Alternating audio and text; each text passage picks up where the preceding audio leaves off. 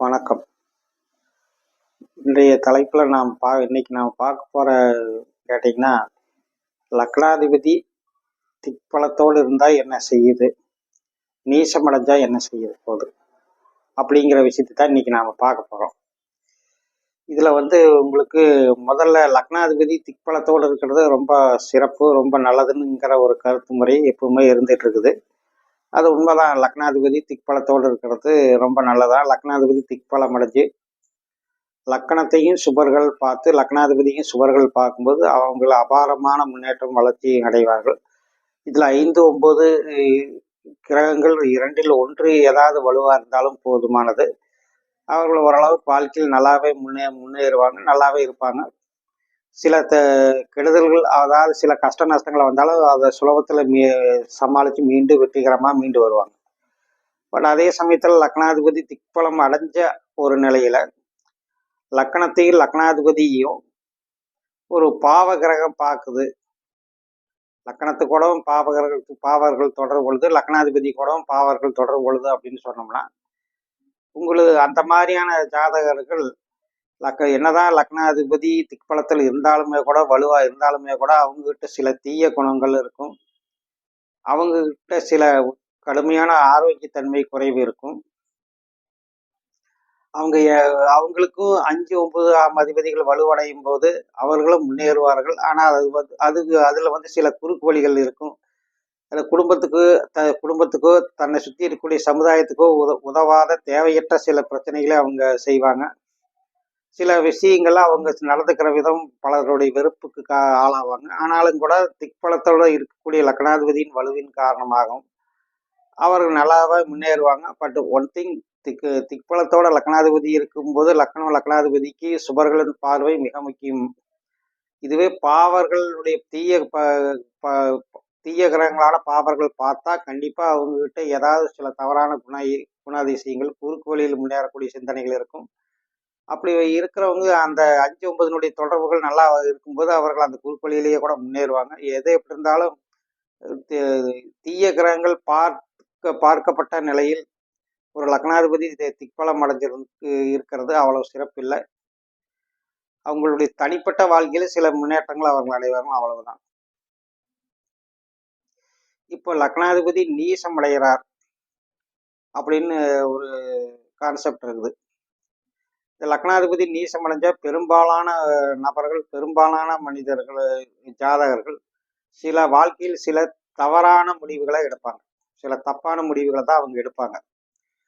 இதுல லக்னாதிபதி நீசமடைஞ்சா போதும் அவங்க தப்பான முடிவு எடுத்து தப்பா ஏதாவது செஞ்சிருவாங்களான்னா, அவங்க அந்த மாதிரிதான் தப்பான முடிவுகள் எடுப்பாங்க. ஒண்ணு வாழ்க்கையில் முற்பகுதியில் மிக தவறான முடிவுகள் எடுத்து குழப்பம் அடைவாங்க. பிற்பகுதியில் சில பேருக்கு தவறான முடிவுகள் எடுத்து குழப்பம் அடைவாங்க. என்னதான் லக்னாதிபதி நீச்சபங்கம் அப்படிங்கிற அமைப்பு இருந்தாலுமே கூட அவர்கள் எந்த வகையிலாவது ஏதாவது ஒரு ஃபால் டவுன் ஆகித்தான் மேல திரும்ப வருவாங்க. இப்போ அவங்களுக்கு 5, 9 அதிபதிகள் நல்லா இருக்குது அப்படின்னு சொன்னோம்னாலும் அவங்க கொஞ்சம் சில தவறான முடிவுகள் எடுத்தா ரொம்ப சீக்கிரத்துல உணர்ந்து அதை திரும்ப வந்துருவாங்க.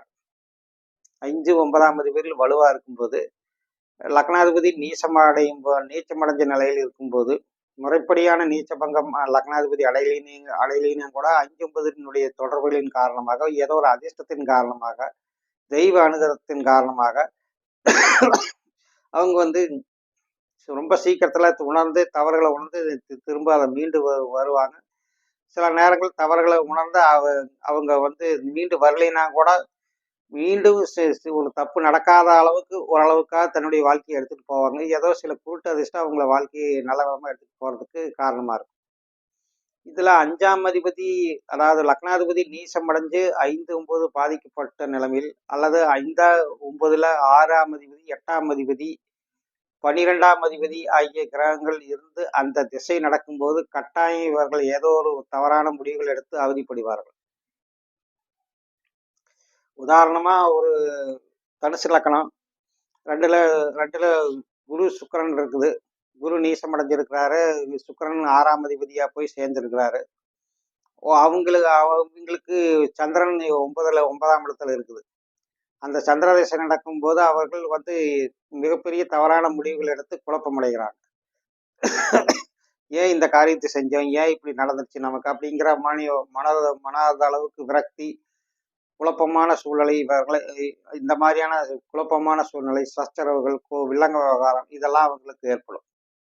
லக்னாதிபதி நீசம் அடைஞ்சு அவர்களோட 6ஆம் அதிபதி, அவர்களோட 8ஆம் அதிபதி, அவர்களோட 12ஆம் அதிபதிகள் சேரும் பட்சத்தில் அவர்கள் கட்டாயமாக ஏதாவது தவறான முடிவு எடுத்து அதில் குழப்பம் அடைவார்கள். அவதிப்படக்கூடிய தன்மையோ, அவஸ்தைப்படக்கூடிய தன்மையோ கண்டிப்பாக அவங்க அடைவாங்க.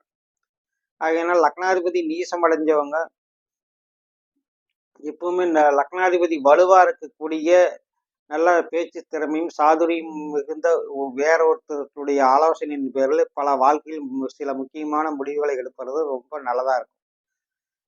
ஏன்னா அவங்களுக்கு லக்னாதிபதி நீசம் அடையும் போது அவங்க நீச்சம் அடைஞ்சு பாவர்களான 6, 8, 12ஆம் அதிபதிகளோட சேரும்போது அவர்கள் ஏதோ தப்பான முடிவுகளை எடுக்கிறதுக்கு தான் வாய்ப்பு இருக்குது. ஏதாவது ஒரு பிரச்சனையில போய் சிக்கிக்கிறதுக்கான வாய்ப்பு சந்தர்ப்பங்கள் உண்டு.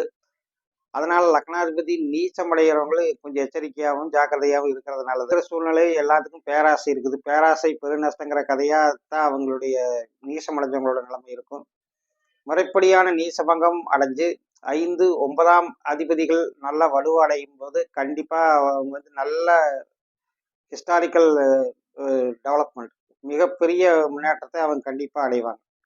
அதுல குறிப்பா லக்னாதிபதி நீச்சபங்க ராஜயோகம் என்கிற அமைப்பில், அதாவது லக்னாதிபதி எங்க நீச்சமடைகிறாரோ அந்த அதிபதி ஆட்சி உச்சம் அடையும் பட்சத்தில் அது நீச்சபங்க ராஜயோகமா கருதப்படும்.